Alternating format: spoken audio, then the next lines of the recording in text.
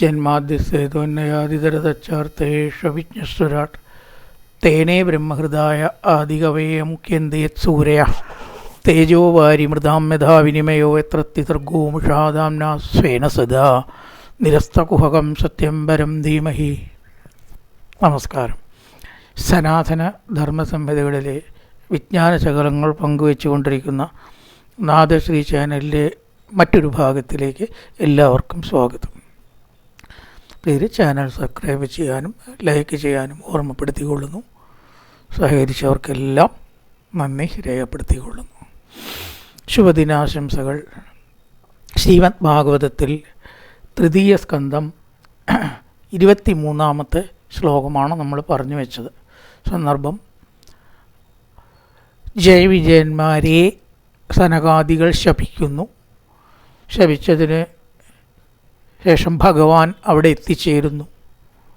ഭഗവാൻ സനകാദികളെ കുറച്ചങ്ങനെ പ്രശംസിക്കുന്നു. ബ്രാഹ്മണർ, അവരുടെ മഹത്വം, സജ്ജനങ്ങൾ, തപസ്സികൾ, ഇവരൊക്കെ ബ്രാഹ്മണർ എന്നുള്ള ഇതിൽ പെടും. അപ്പോൾ ബ്രാഹ്മണരായിട്ടുള്ള സനകാദികളോ ഭഗവാനെയും സ്തുതിക്കുന്നു. ആ സന്ദർഭം, ആ ഭഗവാനെ സ്തുതിക്കുന്ന ശ്ലോകങ്ങളാണ് നമ്മൾ പറഞ്ഞത്. ഭാഗവതത്തിലത്തെ ഒരു കഥയും ആ കഥ പറഞ്ഞു പോകാൻ വേണ്ടിയിട്ടേ അല്ല. അതുകൊണ്ട് എന്തിനാണ് ഇങ്ങനെ വലിച്ചു നീട്ടിയിരിക്കണം എന്ന് ചിലർക്ക് ചിന്തയുണ്ടാവും. വലിച്ചു നീട്ടിയിരിക്കുകയല്ല, കഥ പറയാനേ അല്ല കഥ. കഥ പറയാൻ ഇപ്പോൾ ഒരു പ്രാവശ്യം കേട്ടാൽ മനസ്സിലാവണ ഒന്നും വിശേഷിച്ചില്ല ഈ കഥ എന്ന് പറഞ്ഞാൽ. ഭാഗവതം ശരിക്കും ഒരാഴ്ച കഥയ്ക്ക് വേണ്ടിയിട്ടല്ല, തത്വത്തിന് വേണ്ടി കഥയാണ്, അല്ലാണ്ട് കഥയ്ക്ക് വേണ്ടി ഭാഗവതമല്ല. തത്വത്തിന് വേണ്ടി കഥയുണ്ടാക്കി. അപ്പോൾ അതിലത്തെ കാര്യം രചയിതാവിന് എത്രത്തോളം ശ്ലോകങ്ങളെ കൊണ്ട് ഓരോരോ പോയിൻ്റ് വർണ്ണിക്കണമെന്ന് തോന്നിയോ അത്രയും നീളും. അതിൽ നമ്മൾ അക്ഷമ വിചാരിച്ചിട്ടോ എന്തിനാണ് ഇത്ര വിവരണം, നമുക്കല്ലല്ലോ പറയാൻ അധികാരം. എഴുതിയാളത്തൊക്കെ എഴുതാമെന്നുണ്ടെങ്കിൽ അത് എത്ര വേണം എന്ന് നിശ്ചയിക്കേണ്ടത് അവരാണ്. അതുകൊണ്ട് ഇവിടെ കുറച്ച് നീട്ടിയിട്ടുണ്ട്. ഭഗവാനെ പറ്റിയിട്ട് അവർ പറയുന്നു, നത്വം ദ്വിജോത്തമ കുലം വിധിഹാത്മഗോപം എന്നല്ല പറഞ്ഞ ശ്ലോകമാണ്. ഗോപ്ത വൃഷസ്തുർഗണേന സസൂനൃദേന തർഹേവ നക്ഷതി ശിവ തവ ദേവ പന്ഥ ലോകോ ഗൃഹീഷ്യ ഋഷഭസ്യഹി തത് പ്രമാണം. ഭഗവാനെ അങ്ങ് സാധാരണ ബ്രാഹ്മണരെയും സജ്ജനങ്ങളെയും അനുഗ്രഹിക്കുന്നുണ്ട്. അങ്ങ് അനുഗ്രഹിച്ചിട്ടില്ലെങ്കിൽ എന്താ ഉണ്ടാവുക? അതാണ് ഇവിടെ പറഞ്ഞത്. അനുഗ്രഹിച്ചിട്ടില്ല എന്നുണ്ടെങ്കിൽ അത് വലിയൊരു ലോപമാണ്, കുറവാണ്. സജ്ജനങ്ങൾ അതിനെ പ്രമാണമാക്കും. യഥാ യഥാ ഹി ധർമ്മസ്യ ഗ്ലാനിർഭവതി ഭാരത. ഗീതയിൽ പറഞ്ഞിട്ടുണ്ട്, അതല്ല കേട്ടോ. ആ ശ്ലോകം എന്താ പറഞ്ഞത്? യദ്യതാചരതി ശ്രേഷ്ഠ തത്തദേവേതരോ ജന. ശ്രേഷ്ഠന്മാർ ഏതൊന്ന് ആചരിക്കുന്നുവോ അതിനെ ലോകം പ്രമാണമാക്കും. യദ്യതാചരതി ശ്രേഷ്ഠ തത്തദേവേ ഇതരോ ജന. ഇതര ജനങ്ങൾ മഹത്തുക്കളുടെ വഴി പ്രമാണമാക്കി മാതൃകയാക്കി ശീലിക്കും എന്നുള്ളത് കൊണ്ട് അങ്ങെപ്പോഴും ശരിയായിട്ടുള്ള കാര്യമേ ചെയ്യുള്ളൂ. അല്ലെങ്കിൽ ജനം ലോകം അനുകരിച്ചാലോ ലോകത്തിൽ ധർമ്മത്തിന് കുറവ് വരില്ലേ? അതാണ് അവിടെ പറഞ്ഞത്. സസൂനൃദേന സുർഗണേന, നല്ല നല്ല പൂജനം കൊണ്ട്, പൂജിക്കുന്നത് കൊണ്ട്, തവ ശിവപന്ഥ, നല്ല മാർഗം, അങ്ങ് അനുഗ്രഹിക്കുക എന്ന പ്രവൃത്തി ചെയ്തില്ലെങ്കിൽ എന്തുണ്ടാവും? നങ്ഷ്യതി, ധർമ്മം അവിടെ നശിക്കുന്നു. അതുകൊണ്ട് തീർച്ചയായിട്ടും ഏതൊരാൾ ഭഗവാനെ ഭജിക്കുന്നുണ്ടോ അവർക്ക് ഭഗവാൻ അനുഗ്രഹം കിട്ടും എന്നത് 100% ഉറപ്പിച്ചിരിക്കുകയാണ് ഇവിടെ. അങ്ങനെ ഭഗവാൻ പ്രവർത്തിക്കൂ. നമുക്കങ്ങനെ ഇല്ലാന്ന് തോന്നണത് ചില സന്ദർഭങ്ങൾ തോന്നുന്നുണ്ടെങ്കിൽ നമ്മുടെ അജ്ഞതയാണ്. അത്രയേ ഉള്ളൂ. എങ്ങനെയാണ് ഭഗവാൻ നമ്മളെ അനുഗ്രഹിച്ചിരിക്കുന്നത് എന്ന് നമ്മൾ മനസ്സിലാക്കണില്ല എന്നാണ് അവിടെ അർത്ഥം പറയേണ്ടത്, ചിന്തിക്കേണ്ടത്. ഓരോ അർത്ഥം ഉണ്ടാവും ഭഗവാന്റെ ഓരോ പ്രവൃത്തിയിലും. അതുകൊണ്ട് ഭക്തന്മാരെ അനുഗ്രഹിക്കാത്ത ഒരു ചരിത്രം നമേ ഭക്ത പ്രണശ്യതി. രോഗിയായിട്ടുള്ള ഒരാൾക്ക് ആ രോഗത്തിൽ കുറവെങ്കിലും വരും. രോഗം മാറാൻ നിവൃത്തി ഉണ്ടാവില്ല. അങ്ങനെയാവും അയാളുടെ കർമ്മം. പക്ഷെ കുറയൂലോ, ഒന്നുമില്ലെങ്കിൽ വേദന കുറഞ്ഞ പ്രതീതിയെങ്കിലും ഉണ്ടാവില്ലേ? വേറെ എന്തുകൊണ്ടാണ് ഉണ്ടാവുക? ഒന്നും ഉണ്ടാവില്ല, ഉണ്ടാവും. അപ്പം അങ്ങനെയൊക്കെയാണ് എടുക്കേണ്ടത്. അപ്പം എനിക്ക് എൻ്റെ അപ്സരക്കായിട്ട് രോഗമുണ്ടല്ലോ, വയ്യലോ, പണമില്ലല്ലോ, വേറൊന്നുമില്ലല്ലോ, നമ്മൾ വേവലാതി പറയും. പക്ഷെ അതിൻ്റെ ഇടയിലും നമുക്ക് നീന്തി പിടിക്കാൻ ഒരു പിടിവള്ളി എന്ന നിലയ്ക്കൊക്കെ ഇതിനെ കാണാൻ പാടുള്ളൂ. കാരണം അത് നമ്മുടെ കർമ്മഗതിക്ക് അനുസരിച്ചിട്ടേ അനുഗ്രഹം കിട്ടുള്ളൂ. അല്ലെങ്കിൽ ലോകമൊക്കെ എല്ലാവരും ഭഗവാനെ ഭരിച്ച് ഒരേപോലെ ആവണ്ടേ? ആവണില്ല. എന്തായാലും തത്തേനഭീഷ്ടം ഇവ തത്വനിധിത്സോ ക്ഷേമം ജനായ നിജശക്തി വിരുദ്ധൃതാരേഹേ നേതാവതാ തതിപതേർബധ വിശ്വഭർത്തുർ തേ ജക്ഷതം തവനതസ്യ സതേ വിനോദം. ഇങ്ങനെയൊക്കെ പറഞ്ഞു പോകൊണ്ടാണ് ഭാഗവതം സപ്താഹമായിട്ട് നടത്താൻ ചിലർ വിസമ്മതിക്കണം. ഒരുപാട് അറിവുള്ളവരെ എനിക്കറിയാം, ഞാൻ സപ്താഹം നടത്തില്ല കേട്ടോ. എന്താ കാരണം വെച്ചാൽ പറഞ്ഞു പോകാൻ അതിൽ പറ്റില്ല. ഞാൻ പറയാതെ പോയിട്ട് എന്താ കാര്യം?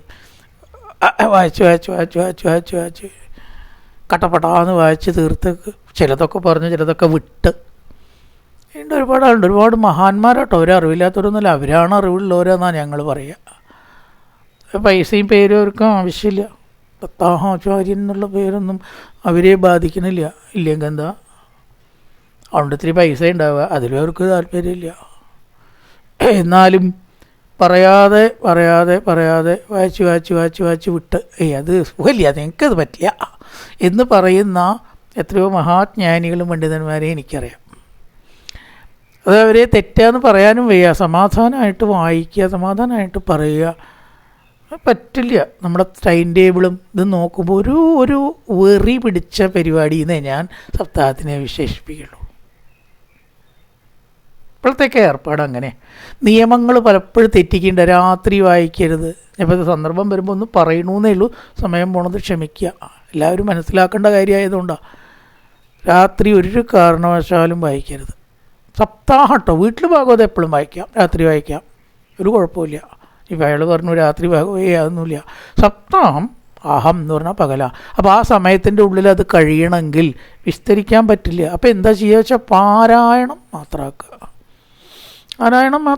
പ്രധാനപ്പെട്ട കാര്യങ്ങൾ മാത്രം പറയുക. ഒരു സെഷനിൽ 8:30 വരെ ഒരു സെഷൻ, 12 വരെ ഒരു സെഷൻ, 12 വരെ നിർത്തണം എന്നാണ് പറയുക. 1 മണി 1:30 മണി ആക്കണമൊക്കെ തെറ്റാണ്. 12 12:30 ആവട്ടെ ഒരു സെഷൻ. 4 മണിക്ക് ചെറിയൊരു ബ്രേക്കോട് കൂടി 6 മണിക്ക് ഒരു സെഷൻ. 10 മിനിറ്റ് നിയമം പറയുക വെച്ചാൽ അങ്ങോട്ട് പോകാൻ പാടില്ല. ഇതിലിടയ്ക്ക് നമുക്ക് വായിക്കാൻ തന്നെ സമയം ഉണ്ടാവുള്ളൂ. നിങ്ങൾ നോക്കി നോക്കൂ, ഈ ടൈം ഒന്ന് കണക്കാക്കി അഡ്ജസ്റ്റ് ചെയ്ത് നോക്കിയാൽ മെല്ലെ സുഖമായിട്ട് വിസർഗവും നീട്ടി ഉച്ചരിച്ച് വായിക്കുകയാണെങ്കിൽ ചിലപ്പോൾ ഒരു അരമണിക്കൂർ 3/4 മണിക്കൂർ ഒരു സെഷനിൽ ബാക്കി കിട്ടിയെന്ന് വരാം. ആ ടൈം ടേബിൾ ഇട്ടിട്ട് വായിക്കുമ്പോഴേ അവിടെ എന്തെങ്കിലും ഒന്ന് പറയുക. അവിടെ എന്താ നമുക്ക് ആ സമയത്തിൽ ഒതുങ്ങി വെച്ചാൽ അത് പറയുക.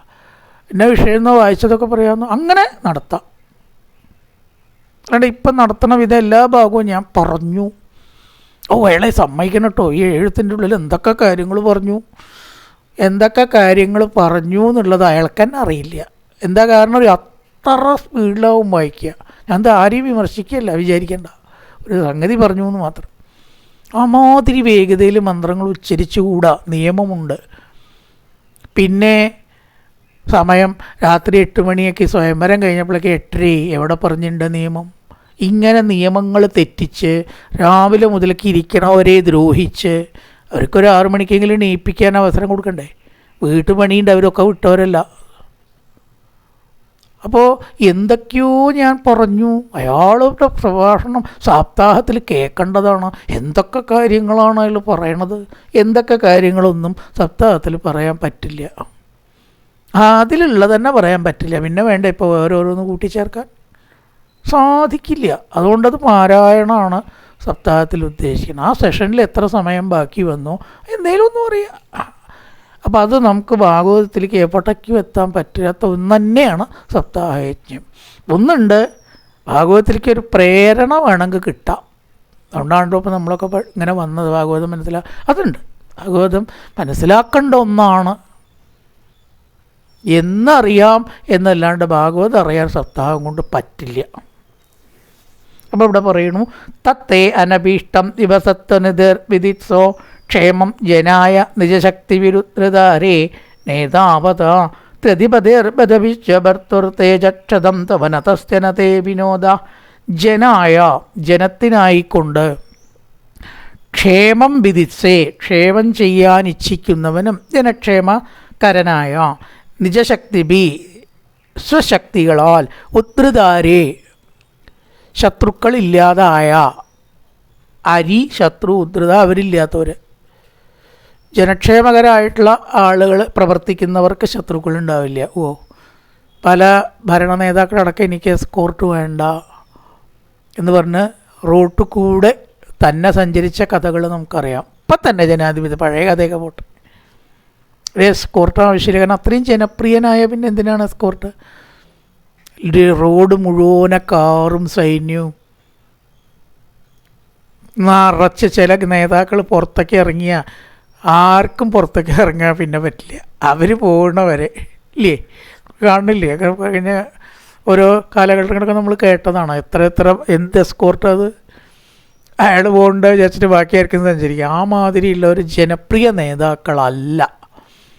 അവർക്കറിയാലോ ജനങ്ങളുടെ ഇടയിൽ ശത്രുക്കളുണ്ട്. അല്ലേ? ഇവിടെ തിരിച്ചാ പറഞ്ഞത്, നിജശക്തി ഉദ്ധൃതാരേ ജനങ്ങളുടെ ക്ഷേമം നോക്കി നെഞ്ചു വിരിച്ച് ജനങ്ങളുടെ ഇടയിൽ കൂടെ നടക്കാൻ ഭാഗ്യം ചെയ്ത നേതാക്കളുണ്ട്. ഈശ്വരൻ ഭഗവാൻ തന്നെ ശരിക്കും ഓരോ അങ്ങനെയുള്ളൂ. ആരാ ഭഗവാനെ ഉപദ്രവിക്കുക?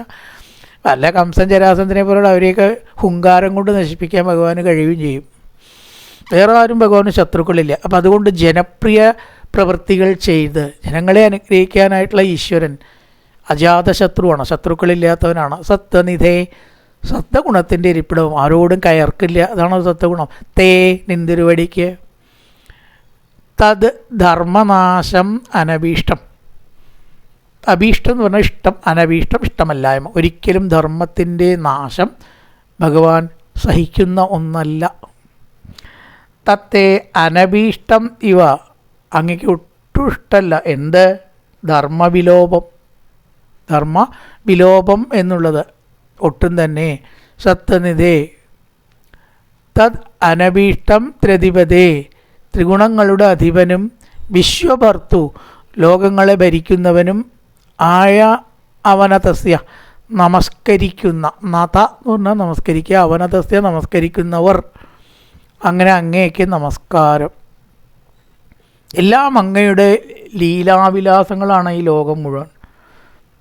അനഭീഷ്ടം എന്ന് പറഞ്ഞാൽ എന്താണ്? ഇഷ്ടമല്ലാത്തത്. എന്താണ് ഇഷ്ടമല്ലാത്തത്? ധർമ്മത്തിൻ്റെ അധപ്പതനം. അതെവിടെ പറഞ്ഞിരിക്കണ? ഈ ശ്ലോകത്തിലല്ല, ഇതിൻ്റെ മുമ്പത്തെ ശ്ലോകത്തിലാണ്. ലോകോഗ്രഹ ദുഷ്പ്രത ഇപ്പോൾ പറഞ്ഞിട്ടുണ്ട്. അനുഗ്രഹിച്ചിട്ടില്ലെങ്കിൽ ധർമ്മത്തിന് ഹാനി സംഭവിക്കും. ഭക്തന്മാരൊക്കെ നശിക്കുക എന്ന് പറഞ്ഞാൽ അത് ധർമ്മ ഹാനിയാണ്. ദുഷ്ടന്മാർ നശിക്കുക, ഭക്തന്മാർ നേരെയുക, അങ്ങനെയാണല്ലോ സനാതനധർമ്മം. നേരത്തെ പറഞ്ഞു വെച്ചതിൻ്റെ തുടർച്ചയാണ് കേട്ടോ ഈ ശ്ലോകം. അതുകൊണ്ട് അധർമ്മം എന്നുള്ളത് ഈ ശ്ലോകത്തിൽ പറഞ്ഞിട്ടില്ല. മുമ്പ് പറഞ്ഞത് ആ കാര്യം പ്രോനൗണാണ്. ആ പറഞ്ഞ ധർമ്മവിലോപം ഇവിടെ തത്തേ അനഭീഷ്ടം, അങ്ങേക്ക് തീരെ ഇഷ്ടമല്ല തന്നെ. അങ്ങേക്ക് വിരോധമാണ് ധർമ്മത്തിൻ്റെ നാശം. നേരത്തെ പറഞ്ഞതാണ് ധർമ്മനാശം. എന്നിട്ടോ സത്വനിധേർ വിധിച്ചോ, അങ്ങ് സത്യത്തിൻ്റെ വിളനിലമാണ്. എന്തിനു വേണ്ടിയിട്ടാണ് ഈ ലോകത്തിൽ അവതരിച്ചത്? എവിടെയോ കിടക്കണം ഭഗവാൻ ലോകത്തിൽ വന്നത്. ക്ഷേമം ജനായ നിജശക്തി വിരുദ്രതാരേ, തൻ്റെ ശക്തി കൊണ്ട് ഈ ലോകത്തെ അനുഗ്രഹിച്ചു ധരിക്കാനായിട്ട്. അതുവഴിയായിട്ടോ ഉദ്ധൃതാരേ ശത്രുക്കളെ ഇല്ലാതായി. ഉള്ള ശത്രുക്കളെ ഇല്ലാണ്ടാക്കുകയും ചെയ്തു. പൊതുവേ ശത്രുക്കളില്ല തന്നെ, ഉണ്ടായിട്ട് നശിപ്പിക്കുകയല്ല. അതും വേണ്ടി വരും ചിലപ്പോൾ. രണ്ടർത്ഥത്തിലായാലും ശത്രുക്കൾ ഇല്ല. നേതാപദ പ്രതിപദർബദ വിശ്വഭർത്തു, അങ്ങയുടെ ഈ വക ലീലാവിലാസങ്ങൾ ഒരു വേരമ്പോക്ക്. എന്താ അങ്ങനെ പറഞ്ഞത്? നമ്മൾ വിചാരിക്കില്ല എന്തിനാണ് ദുഷ്ടന്മാർ, എന്തിനാണ് സജ്ജൻ? ഇത് രണ്ട് വിഭാഗമായിട്ട് തിരിച്ച്, ചിലർക്ക് ചീത്ത ഫലവും ചിലർക്ക് നല്ല ഒക്കെ വേണോ? കൈയുടെ നന്നായ അത്ര നന്ന്, എല്ലാവരും നന്നായിരിക്കുക അതല്ലേ സുന്ദരം. ഭഗവാനിപ്പോൾ അത് വലിയ രസമില്ല അത്രേ. കാരണം ദുഷ്ടനിഗ്രഹം വേണം, അതാണ് ഒരു ത്രില്ല് ഇന്നത്തെ ഭാഷയിൽ പറയാച്ച. എന്നോട് കളിച്ചാലും ധർമ്മത്തിനോട് കളിച്ചാലും എന്തുണ്ടാവും അത് മനസ്സിലാക്കണ്ടേ ലോകം. ഇതാ പിടിച്ചോ, ചക്രം കൊണ്ട് തലയിറക്കണു, യുദ്ധം ചെയ്ത് വരിക്കണു, രാവണനെ വധിച്ചിരിക്കണു ഒക്കെ ഉണ്ടാവണ്ടേ. ഇതൊക്കെ ഒരു വിനോദമാണ്. സിനിമ ഇല്ലെങ്കിൽ എന്താ ജീവിതം പറയണവരുണ്ട്. അവരെ സംബന്ധിച്ച് അതൊരു വിനോദമാണ്. ആ വിനോദത്തിൽ നിന്നും കടന്ന് പലരുടെയും ഒരു പ്രധാന ഭാഗമായിട്ട് മാറിയിട്ടുണ്ട് സിനിമ. സിനിമ എന്ന് പറഞ്ഞാൽ അതിന് വിളിച്ചായ സിനിമ. അതെന്താ ചോദിച്ചാൽ അവൻ്റെ ഒരു വിനോദമാണത്. അത് പരമപ്രാധാന്യം കൊടുത്ത് വിനോദത്തിന് അപ്പുറത്തേക്ക് എത്തി. അതില്ലാതെ ജീവിതമില്ല. ആക്ടേഴ്സിനെ സംബന്ധിച്ച് അങ്ങനെയാണ്. അതുപോലെ എന്ന് പറയുകയാണ് ഇവിടെ ഭഗവാന് ഇത് വേണം. ആരൊക്കെയെങ്കിലുമൊക്കെ ധർമ്മത്തെ ലംഘിച്ച് നോക്കട്ടെ, അപ്പം എന്തുണ്ടാവും എന്ന് കാണണ്ടേ. അതിനുവേണ്ടി വിനോദം. തേജക്ഷതം തവനതസ്യ സതേ വിനോദം. നമസ്കരിക്കുന്നവർക്ക് നന്മയും തിരിച്ചുള്ളവർക്ക് തിരിച്ചും കൊടുക്കുന്നതിന് എന്താണ് കാരണം എന്ന് ചോദിച്ചാൽ ഭഗവാന്റെ ലീലാവിലാസം, വിനോദം. നല്ലതും ഇട്ടിക്കും ചീത്തയും ഇട്ടിക്കും. നല്ലത് ചെയ്തവർക്ക് നല്ലതും ചീത്ത ചെയ്തവർക്ക് ചീത്തയും വരുത്തുമ്പോഴല്ലേ ഇതൊരു വലിയ സിനിമ ആവുന്നത്. അല്ലെങ്കിൽ എന്താ രസമുള്ളത്? ഊണയിക്കുക, കിടക്കുക, എല്ലാവരും നല്ല ധർമ്മം അനുഷ്ഠിക്കുക, സുന്ദരമൊക്കെ തന്നെയാണ്. നമ്മുടെ ചിന്തയിൽ നോക്കുമ്പോൾ അതൊക്കെ മതി. പ്രഹ്ലാദനടക്കം എന്തിനാ ഈ ചിലരെ ദുഷ്ടരാക്കിയത് ചോദ്യമുണ്ട്. ഭഗവാന്റെ വിനോദം എന്ന് മാത്രമേ നമുക്ക് പറയാൻ അറിയൂ. വേറെ വല്ലതും ഉണ്ടോയെന്നും നമുക്കറിയാം. അത്രയൊക്കെ തന്നെ നമുക്കറിയുള്ളൂ. ഈ പറയണതൊക്കെ അല്ലേ നമുക്കറിയൂ, അല്ലാണ്ട് ആരും അറിയോ? വിനോദം എന്നിവിടെ പറഞ്ഞു വെച്ചു. വ്യാസൻ പറഞ്ഞതുകൊണ്ട് അത് അങ്ങനെയാവാം. എം വാനയോ ദമമതീശ ഭവാൻ വിദത്തെ വൃത്തിന്നുവ തതിന് മന്മകി നിർവെളീകം ആത്മാസുവായ ഉചിതോ ദ്രിയതാം സദണ്ഡോ ഏനാഗസോ വയമമുക്ഷയിൽ ഭിഷേണ. കനത്ത ശ്ലോകങ്ങളാണ് നീണ്ടുപോണത്. ഹേ അദീശ എന്ന് വിളിക്കുകയാണ് സംബോധന. ഭഗവാനെ, അനയോ ഈ രണ്ടു പേർക്ക്, വിജയന്മാർക്ക്, എം വാ ദമം യാതൊരു ശിക്ഷയെ, ദമം എന്ന് പറഞ്ഞാൽ ഇവിടെ അർത്ഥം ശിക്ഷയാണ്. ഇവിടെ ഒരിക്കലും വേറെ അർത്ഥങ്ങളുണ്ടാവാം. ഇവിടെ ശിക്ഷ, ശമം ദമം എന്നൊക്കെ പറയുമല്ലോ. ആ അർത്ഥമല്ല ഇവിടെ. ദമം എന്ന് പറഞ്ഞാൽ ദണ്ഡം, ശിക്ഷ. വൃത്തിന്നുവ വൃത്തിയെയോ ഭവാൻ എന്തിരുവടി വിധത്തെ ചെയ്യുന്നുവോ. ചെയ്തത് സനകാദികളാണെങ്കിലും ഭഗവാന്റെ പ്രേരണ അതിനകത്തുണ്ട്.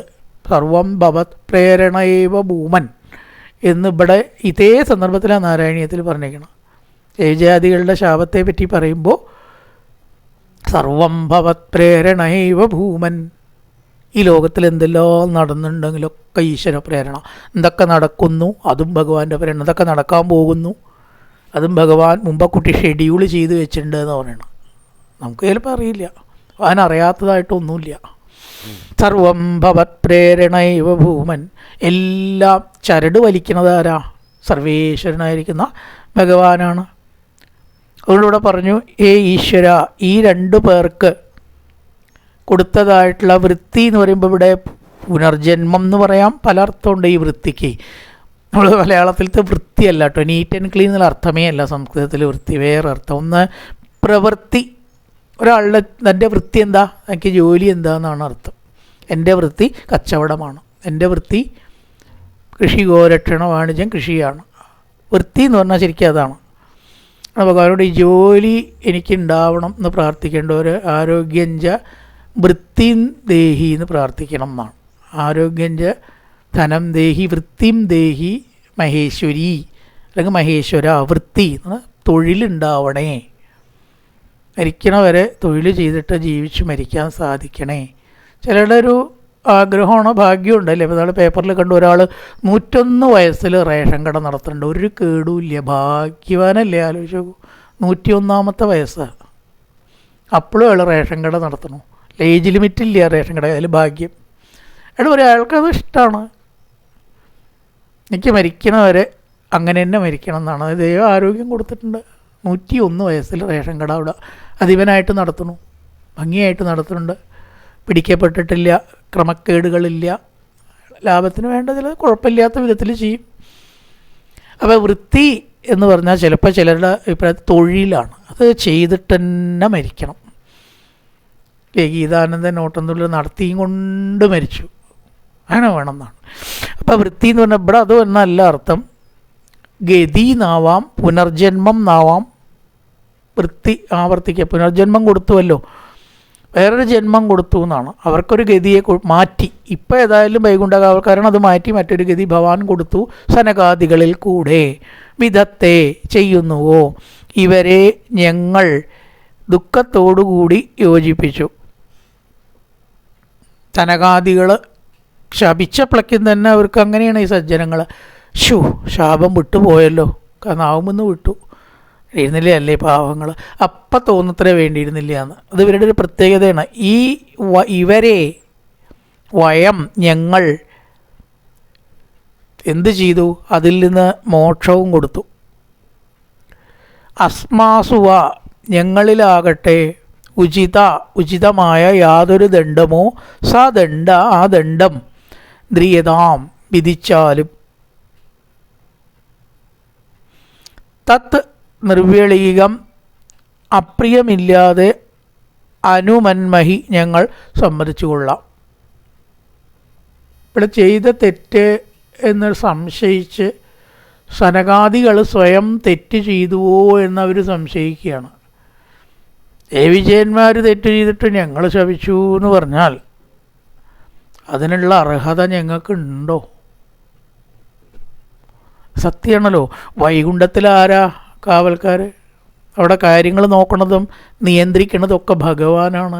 ഭഗവാന്റെ അധീനതയിൽ നടക്കുന്ന ഒരു സാമ്രാജ്യമാണ് വൈകുണ്ഠം. ലോകമാണ്, ചെറിയൊരു സിറ്റിയൊന്നുമല്ല, വലിയൊരു സാമ്രാജ്യമാണ്. അവിടെ കയറിയിട്ട് പണിഷ്മെൻറ്റ് കൊടുക്കാൻ ധനകാദികൾക്ക് ശരിക്കും പറയാച്ച അധികാരമുണ്ടോ? ഭഗവാൻ കൊടുത്തു അധികാരം, അത്രയേ ഉള്ളൂ. നിങ്ങൾക്ക് ആരെ വേണമെങ്കിലും ശപിക്കാം. ഇത് ഭഗവാന്റെ ഔദാര്യം. നിങ്ങൾക്ക് എല്ലാവർക്കും ഒന്നും പറ്റില്ല, ഇവിടെ ഒന്നും തോന്നിയാസം കാണിക്കാൻ പറ്റില്ല. ഞങ്ങളുടെ കാവൽക്കാരെ ശിക്ഷിക്കണോ വേണ്ടേ എന്ന് ഞങ്ങളാണല്ലോ നിശ്ചയിക്കണത്. പക്ഷേ നിങ്ങൾക്കാവാമെന്ന് ഭഗവാൻ സമ്മതിച്ചു എന്നേ ഉള്ളൂ. അപ്പോൾ ഇവർക്ക് കുറ്റബോധം തോന്നുകയാണ്. സർവേശ്വര, അങ്ങയുടെ ഭൃത്യന്മാരെ ശിക്ഷിച്ചത് ഞങ്ങൾ ശിക്ഷിച്ചത് ശരിയായോ എന്ന് ഞങ്ങൾക്കിതാ ഇപ്പോൾ ഒരു സംശയം. ചെയ്തു കഴിഞ്ഞു, അതുകൊണ്ട് ഞങ്ങൾക്ക് വല്ല ശിക്ഷയുണ്ടാച്ചാൽ തന്നോളൂ. ഇങ്ങനെ ആരെങ്കിലും പറയുമോ? അതൊക്കെയാണ് ഈ സജ്ജനങ്ങളുടെ ഒരു പ്രത്യേകത. സജ്ജനങ്ങൾ അങ്ങനെയാണ്. മറ്റു നമ്മളാച്ചാൽ എന്ത് പറയും? എങ്ങനെയെങ്കിലും ശിക്ഷ ഇളവ് ചെയ്യാനോ ഒഴിവാക്കാനോ വല്ല വഴിയുണ്ടോ? ഈ കാശ് മടക്കിയാലും വേണ്ടില്ല, വേറെന്തെങ്കിലും ചെയ്താലും വേണ്ടില്ല, ഒന്ന് ഒഴിവായി കിട്ടാൻ. അത് സജ്ജനങ്ങൾ ചോദിക്കില്ല. തെറ്റ് ചെയ്തുവോ എന്ന് സംശയിച്ചാൽ പിന്നെ വേണ്ടത് എന്താ പറയുക? ആ ശിക്ഷ ഞങ്ങൾക്ക് തരിക. അത്ര ശരിക്കുള്ള ഒരു മനോഭാവം സജ്ജനങ്ങൾക്ക് മാത്രമേ ഉണ്ടാവുള്ളൂ. ഭാഗവത്തിൽ പലതിലും അത് കാണാം. തെറ്റ് ചെയ്താൽ പിന്നെ എന്താ മാർഗം? ശിക്ഷ അനുഭവിക്കുക, വേറെ മാർഗമൊന്നുമില്ല. അഥവാ ഇന്ന് രക്ഷപ്പെട്ടാൽ വേറൊരു ദിവസം അത് അനുഭവിക്കേണ്ടി വരും. അപ്പോൾ ഇന്ന് തന്നെയാവല്ലേ നല്ലത്? ഇപ്പോൾ കുറച്ച് നീട്ടി അതുകൊണ്ട് എന്താ പ്രയോജനം? ഒരു പ്രയോജനമില്ല. അപ്പോൾ അതൊന്ന് അനുഭവിച്ചാണ്ട് കഴിഞ്ഞാൽ അതങ്ങനെ പ്രയോജനം ഉണ്ട്. അത് കഴിഞ്ഞല്ലോ. അതുകൊണ്ട് സർവേശ്വര യം വാനയോർദ്ധമതീശ ഭവാൻ വിധത്തെ വൃത്തിന്നുവ തദനുമന്മകി നിർവ്യളീകം. ഞങ്ങൾ അവർക്ക് കൊടുത്തതായിട്ടുള്ള ശിക്ഷ തെറ്റായി എങ്കിൽ അസ്മാസുവായ ഉചിതോ ദ്രിയതാംസദണ്ഡോ, ഇവർക്ക് ശിക്ഷ കൊടുത്ത് അസുരന്മാരായി ജനിക്കാൻ ശപിച്ചത് തെറ്റാണെങ്കിൽ അതിനുള്ള ശിക്ഷ ഞങ്ങൾക്ക് തന്നാലും അനാഗസോ വയം അമുഷ്മഹി കിൽബിഷേണ, യാതൊരു ദണ്ഡമാണ് ഇവർക്ക് കൊടുത്തത് എങ്കിൽ അത് തെറ്റായെങ്കിൽ യാതൊരു വിഷമവും ഇല്ലാതെ അതിൻ്റെ ശിക്ഷ ഞങ്ങൾ അനുഭവിച്ചു. നിർവ്യളീകം ശിക്ഷ ഞങ്ങൾ അനുഭവിച്ചു കൊള്ളാം. ഞങ്ങൾക്ക് എന്താ ശിക്ഷാച്ച വെച്ചാച്ച അങ്ങോട്ട് തന്നോളുക. തന്നാലും ഏതോ സുരേതരഗതിം പ്രതിപത്യ സത്യ സംരംഭ സമ്പ്രദ സമാത്യനുബദ്ധയോഗൗ ഭൂയ സകാശമുപയാസ്യത ആശയോവ ശാപോ മയേവ നിമിത തദവേദ വിപ്ര. ഏതൗ ഇവർ രണ്ടുപേർ, ഏതൗ എന്ന് പറഞ്ഞാൽ രണ്ട് എന്നുള്ളതുകൊണ്ടാണ് ഔ എന്ന് വന്നത്. ഏത എന്നാണ് അല്ലെങ്കിൽ വരിക. ഏതൗ സുരേതരഗതിം, സുരേതരൻ ആസുരൻ, സുരൻ ദേവൻ, ഒരു ഏതരൻ അസുരൻ, ആസുരഗതിയെ പ്രാപിക്കാൻ പോവുകയാണ്. സംരംഭ സമ്പ്രദ സമാത്യനുബദ്ധയോഗോ, ക്രോധത്താൽ ഈശ്വരസ്മരണ ഉറച്ചിട്ട്, അതുകൊണ്ട് സ്നേഹത്താൽ മാത്രമല്ല ക്രോധത്താൽ ഈശ്വരനിൽ മനസ്സുറക്കിത്രേ. എന്താ ചോദിച്ചാൽ നമ്മളൊരാളെ ക്രോധത്തോടും ശത്രുതയോടും ഓർക്കുമ്പോഴാണ് ദൃഢത കൂടുക എന്നാണ്. സൈക്കോളജിക്കലി ഭാഗവത്തിൽ സൈക്കോളജികളുണ്ട്. ഒരാൾ സ്നേഹത്തോടു കൂടി നമുക്ക് എന്തെങ്കിലും തന്നു കഴിഞ്ഞാൽ അത്ര അങ്ങോട്ട് ദൃഢമായിട്ടൊന്നും ഉണ്ടാവില്ല. നമുക്ക് ആർക്കെങ്കിലും ഒരു സഹായം ചെയ്ത് നമ്മൾ ഉറങ്ങാണ്ടിരിക്കും, അയാളെ ഓർത്തിട്ട് സുഖമായിട്ട് ഉറങ്ങും ഇല്ലേ. ഒരാൾ നമ്മളോട് ശരിയല്ലാത്ത ചെയ്ത് നോക്കട്ടെ, നമുക്ക് ഉറക്കം വരില്ല തന്നെ ആലോചിച്ചിട്ട്. അപ്പോൾ ഏതിനാ ദൃഢത? ശക്തി, ശത്രുഭാവത്തിലുള്ള സ്മരണയ്ക്കാണ്. അതുകൊണ്ട് ഏതോ സുരേതരഗതിയും പ്രതിപദ്യ, ഈ ഒരു അസുരഗതിയെ പ്രാപിച്ച് സംരംഭ സമ്പ്രദ സമാധി, സമാധി എന്ന് പറഞ്ഞാൽ ഈശ്വരനുള്ള ദൃഢമായ മനസ്ഥിതി, ഉറച്ച മനസ്ഥിതി. ദേഷ്യം കൊണ്ടും ക്രോധം കൊണ്ടും ശത്രുബുദ്ധിയാലും എന്നിൽ ഭഗവാനിൽ മനസ്സുറച്ച്, അങ്ങയിൽ മനസ്സുറച്ച്, സനകാദികളാണല്ലോ പറയണത്, ഉറച്ച് എന്തു ചെയ്യുക? ഭൂയ സത്യ സകാശം, വീണ്ടും ഇവിടെ തന്നെ വരട്ടെ. ശത്രുതയാൽ ഭഗവാനിൽ മനസ്സുറച്ചുറച്ചുറച്ചുറച്ച് താതാത്മ്യം പ്രാപിച്ച് സദ്യ ശീഘ്രപ്പെട്ടെന്ന് ഇവിടെ തന്നെ വരട്ടെ എന്ന് അനുഗ്രഹം കൊടുത്തു ഭഗവാൻ. സദ്യ ഉഭയാസ്യത പ്രാപിക്കട്ടെ, വൈകുണ്ഠലോകം തന്നെ അവർക്ക് വീണ്ടും കൈവരും. വിപ്ര, ഏ ബ്രാഹ്മണരെ, നിങ്ങളാൽ ചെയ്യപ്പെട്ട ഈ ശാപം ഞാൻ തന്നെ നിർമ്മിച്ചതാണ്. സർവം ഭവത്പ്രേരണ ഏവ ഭൂമൻ, ഈശ്വരപ്രേരണ അല്ലാണ്ട് ഈ ലോകത്തിൽ എന്തെങ്കിലും നടക്കുമോ? യ ശാപ മയാ ഏവ നിമിത, നിർമ്മിത രണ്ടും തന്നെ. എന്നാൽ സൃഷ്ടിക്കപ്പെട്ടതാണ് ഈ ശാപേ, പിന്നെ നിങ്ങൾക്ക് ഒഴിവാക്കാൻ പറ്റുമോ? നിങ്ങളെ ഞാൻ രക്ഷിക്കുമോ? രണ്ടുമില്ല. അതുകൊണ്ട് ഈ ശാപം ഞാൻ സങ്കല്പിച്ചിട്ടാണ് ഉണ്ടായത്, അല്ലെങ്കിൽ നിങ്ങൾക്ക് ശപിക്കാനൊന്നും തോന്നില്ല. അതുകൊണ്ട് നിങ്ങൾ ശിക്ഷാർഹരല്ല എന്ന് ചുരുക്കം. ഇവർ 3 ജന്മം കൊണ്ട് അസുരം ജന്മം അനുഭവിച്ച് ഇവിടേക്ക് തന്നെ വരട്ടെ, എന്നിൽ ഉറയ്ക്കപ്പെട്ട മനസ്സോടുകൂടി ഇവിടെ തന്നെ വരട്ടെ. ബ്രഹ്മോവാച അതദേവനയോദിട്ട നയനാനന്ദഭാജനം വൈകുണ്ഠം തതിഷ്ഠാനം വികുണ്ഠം സ്വയം പ്രഭു ഭഗവന്തം പരിക്രമ്യ പിണവത്യാനുമാന്യജ പ്രതിജഗ്മു പ്രമൃതാസം തന്തോ വൈഷ്ണവീക്ഷ്യം. അഥ അനന്തരം തേ മുനയ സനകാദികൾ നയനാനന്ദഭാജനം, സുന്ദരമായ, കണ്ണിന് സുന്ദരമായ, സ്വയം പ്രഭം പ്രകാശിക്കുന്ന വൈകുണ്ഠം ഭഗവാനെ, വൈകുണ്ഠത്തെയും തതധിഷ്ഠാനം അതിൽ വസിക്കുന്ന ഭഗവന്തം ഭഗവാനെയും, വികുണ്ഠം ഭഗവാനായ വികുണ്ഠനെയും കണ്ടിട്ട് പ്രണിപത്യ നമസ്കരിച്ചു, പ്രദക്ഷിണം ചെയ്തു, പരിക്രമ്യ പ്രണിപത്യ അനുമാന്യച പ്രതിജഗ്മു പ്രമുദിത. ഭഗവാന്റെ വിശേഷണ വൈകുണ്ഠം തരധിഷ്ഠാനം വികുണ്ഠം ച സ്വയം പ്രഭു. ആ ഭഗവാനെ പരിക്രമ്യ പ്രണിപത്യ പ്രദക്ഷിണം വെച്ച് നമസ്കരിച്ച് അനുമാന്യ അനുജ്ഞ വാങ്ങിയിട്ട് പോട്ടെ എന്ന് യാത്ര ചോദിച്ചിട്ട് അവിടെ നിന്ന് പോയി. വൈഷ്ണവി ശ്രീയം, വിഷ്ണുവിൻ്റെ ശ്രീയെ പ്രശംസിച്ചിട്ട് മടങ്ങിപ്പോയി, ഭഗവാനെ പ്രശംസിച്ചിട്ട് മടങ്ങിപ്പോയി. ആ സന്ദർഭം അവസാനിക്കുകയാണ്.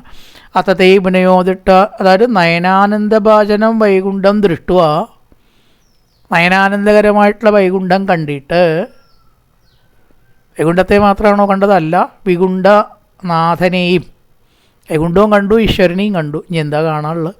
കണ്ടിട്ട്, നയനാനന്ദഭാജനമായിട്ടുള്ളവരെ കണ്ടിട്ട് ഭഗവന്തം പരിക്രമ്യ പ്രണമത്യ പ്രതിജഗ്മു, ഭഗവാനെ പ്രദക്ഷിണം വെച്ച് നമസ്കരിച്ച് മടങ്ങിപ്പോയി. വൈഷ്ണവീ ശ്രീയം കണ്ടിട്ട് മടങ്ങി പോയി. ഭഗവാൻ അനുഗാവാഹ യാതമ്മ വൈഷ്ടമർത്തുഷ്യാം ബ്രഹ്മത്തേജസ്തമർത്തോഭിഹന്തന്നേച്ഛേ മതന്തുമേ. ഭഗവാൻ അനുഗൗ, ഭൃത്യന്മാരോട് അനുസരിക്കുന്നവരാണ് അനുഗൗ. ആഹാ പറഞ്ഞു, എന്തു പറഞ്ഞു? യാതം, പൊക്കോളിൻ, നിങ്ങൾ പൊക്കോളിൻ, നിങ്ങൾക്കൊരു ദോഷവും വരില്ല, നിങ്ങൾ ശിക്ഷാർഹരല്ല. അക്വിറ്റഡ് എന്ന് പറയാം, കുറ്റവിമുക്തരാക്കി. കുറ്റമില്ല, വിമുക്തരാക്കാൻ കുറ്റം തന്നെ അല്ലല്ലോ. അതുകൊണ്ട് നിങ്ങൾ ശിക്ഷാർഹരല്ല. മാ ഭയിഷ്ടം, ഭയപ്പെടേണ്ട, ഇവിടെ വന്ന് ശപിച്ചില്ലേ എന്നൊന്നും വിചാരിക്കേണ്ട. ഒരു ദോഷവും നിങ്ങളെ ശിക്ഷിക്കാൻ ഞാൻ ആരുമില്ല പറയാം ഭഗവാൻ. രാവണരെ ശിക്ഷിക്കാൻ ഞാനാരാണ്? ശം അസ്തു, സുഖം ഭവിക്കട്ടെ, നിങ്ങൾക്ക് ക്ഷേമം ഭവിക്കട്ടെ. സമർത്ഥ അഭി, എനിക്ക് ശിക്ഷിക്കാൻ അറിയാഞ്ഞിട്ടല്ല. ഭഗവാൻ സർവീസ് സ്റ്റേഷനിലെ ചുവന്ന മാർക്കൊണ്ട് അടയാളപ്പെടുത്താൻ അറിയാഞ്ഞിട്ടല്ല. ഒക്കെ അവിടെ ഉണ്ടല്ലോ സർവീസ് സ്റ്റേഷനും. ഇവർക്ക് എന്തൊക്കെ ചെയ്യണം നോക്കി ചെയ്യാനും സംവിധാനം അവിടെ ഉണ്ട്. സർവീസ് സ്റ്റേഷൻ തമാശയായിട്ട് പറഞ്ഞു എന്നേ ഉള്ളൂ. ഉള്ള സംവിധാനം അവിടെ ഉണ്ട്. എനിക്കത് അറിയാഞ്ഞിട്ടുമല്ല, പക്ഷേ അത് നിങ്ങളാലായിക്കോട്ടെ, അത് നല്ലതെന്ന് തോന്നി. അതുകൊണ്ടാണ് ബ്രഹ്മതേജസ്സിനെ ഞാൻ അതിക്രമിക്കാൻ അർഹനല്ല, അതിനുള്ള പ്രാപ്തി എനിക്കില്ല. ഭഗവാൻ പറയണേ, ബ്രഹ്മതേജസ്സിൻ്റെ താഴെ എത്രേ ഭഗവാൻ. കുറച്ച് തപസ് ചെയ്തിട്ടുണ്ടെങ്കിൽ അതിൻ്റെ ഈശ്വരൻ പോലും വശംവദനാവും. അതുകൊണ്ടാണ് അവർ പറഞ്ഞത് ഈശ്വരൻ കേൾക്കും, വിളിച്ചാൽ അവിടെ വരും എന്നൊക്കെ പറയണത്. ഒക്കെ അത്രത്തോളം തപസ്സികൾക്കേ പറ്റുള്ളൂ. സാധാരണക്കാർക്ക് പാതകമല്ല കേട്ടോ അത്. ഞാൻ കുറേ ചാമൻ ചൊല്ലി, 2 ശ്ലോകം ചൊല്ലി, അതുകൊണ്ടൊന്നും അവിടേക്ക് എത്താൻ പറ്റില്ല. പക്ഷേ അവിടേക്ക് എത്താൻ പറ്റാത്തൊരു സംഭവമല്ല, അത് ആലോചിക്കണം. തീർച്ചയായിട്ടും ഇതൊക്കെ ഉണ്ട്. ശങ്കരാചാര്യർ മീനാക്ഷി പ്രതിഷ്ഠ നടത്തിയപ്പോൾ ചിലർ പറഞ്ഞു, വിളിച്ചാൽ വിളി കേൾക്കണം ശങ്കര, പറ്റുമോ? അതിന് അർഹതയുള്ള ആളാണ് പറഞ്ഞത്. ശങ്കരാന്നൊന്നും വിളിക്കില്ലല്ലോ. ആവാം. പ്രതിഷ്ഠ കഴിഞ്ഞിട്ട് മീനാക്ഷീന്ന് വിളിച്ചപ്പോൾ അതിൻ്റെ ഉള്ളിൽ നിന്ന് അതിഭയങ്കരമായിട്ടുള്ളൊരു അലർച്ച ഉണ്ടായി എന്നാണ്, സമ്മതിച്ചു എന്നാണ് ശങ്കരാചാര്യർ. മീനാക്ഷി വിളിച്ചപ്പോൾ അതിൻ്റെ ഉള്ളിൽ നിന്ന് ശബ്ദം ഉണ്ടായി, എല്ലാവരും ഭയന്നു എന്നാണ്. ഇനിയിപ്പോൾ എന്തൊക്കെയുണ്ടാവും, ഒന്നും ഉണ്ടായില്ല. അപ്പോൾ വിളിച്ചാൽ വിളി കേൾക്കും എന്നുള്ളതിന് ഉത്തരം പറഞ്ഞത് കേൾക്കും. അതുകൊണ്ടാണ് ഈ ബ്രഹ്മതേജസ്സിന് ഇത്രയധികം പ്രാധാന്യം ഭഗവാനേക്കാളും കൊടുത്തിരിക്കുന്നത്. എന്നേക്കാൾ മാമണോ മമ ദൈവതം, യഥാർത്ഥ ധർമ്മം അനുഷ്ഠിക്കുന്ന ബ്രാഹ്മണൻ നമസ്കരിക്കപ്പെടേണ്ടവൻ തന്നെയാണ്. ബ്രഹ്മതേജ, അത് ജാതി കൊണ്ടോ ജനനം കൊണ്ടോ അല്ല. ഹന്തും നയിച്ചേ, ഞാൻ ബ്രാഹ്മണനെ ശിക്ഷിക്കില്ല, ഒരു കാലത്തും എനിക്ക് അതിനുള്ള അർഹതയില്ല. ബ്രാഹ്മണൻ എന്ന് പറഞ്ഞ് കളിയാക്കുന്നവർക്കും പരിഹസിക്കുന്നവർക്കും ഒരു ശക്തമായ താക്കീതാണ് ഇത്. അങ്ങനെയല്ല, ബ്രാഹ്മണർ ബഹുമാന്യരാണ്, സംശയമൊന്നും വേണ്ട. അത് ജനനം കൊണ്ടല്ല എന്നല്ലോ, മതം തു സമ്മതമാണ് എന്ന് പറഞ്ഞു. ഭഗവാൻ അനുഗാവാഹ യാതമ്മാഭഷ്ടമസ്തു ശം, നിങ്ങൾക്ക് ശം ഉണ്ടാവട്ടെ, സമാധാനം ഉണ്ടാവട്ടെ. അഹം ബ്രഹ്മതേജ ഹന്തും ന സമർത്ഥ, ബ്രഹ്മതേജസ്സിനെ അധികരിക്കാൻ അല്ലെങ്കിൽ അതിക്രമിക്കാൻ എനിക്ക് ശക്തി ഇല്ല. നേച്ഛേ, അതിന് ഞാൻ ആഗ്രഹിക്കുന്നില്ല. മൈ സംരംഭയോഗേന നിസ്തീര്യ ബ്രഹ്മഹേളനം പ്രത്യേഷതം നികാശം മേ കാലേന അൽപീയസാ പുന. എന്നിൽ ഭക്തിയോടുകൂടി ഇവർ അധികം വഴുകാതെ ഇവിടെ എത്തിച്ചേരും. കാലേന അൽപീയസ, അല്പമായിട്ടുള്ള സമയമെടുത്ത്. 3 ജന്മമാണ് അവിടെ ഉദ്ദേശിച്ചത്. 3 ജന്മം അല്പമാണോ? എത്ര ജന്മം മലത്തിൽ കഴിഞ്ഞ് അങ്ങനെ നോക്കുമ്പോൾ 10,000 ജന്മമൊക്കെ എടുത്ത് നോക്കേണ്ട പലരുന്നാണ്. അപ്പോൾ ഈ 3 ജന്മം ചെറുതല്ലേ? ചെറുതാണ്. ചെറിയ ജന്മം കൊണ്ട് ഇവിടെ തന്നെ വരട്ടെ. കായേന വാചാ മനസേന്ദ്രിയർവാ ബുദ്ധ്യാത്മനാ വാ പ്രകൃതേ സ്വഭാവാൻ കരോതി യദ്യത് സകലം പരസ്മൈ നാരായണായേതി സമർപ്പയാമി.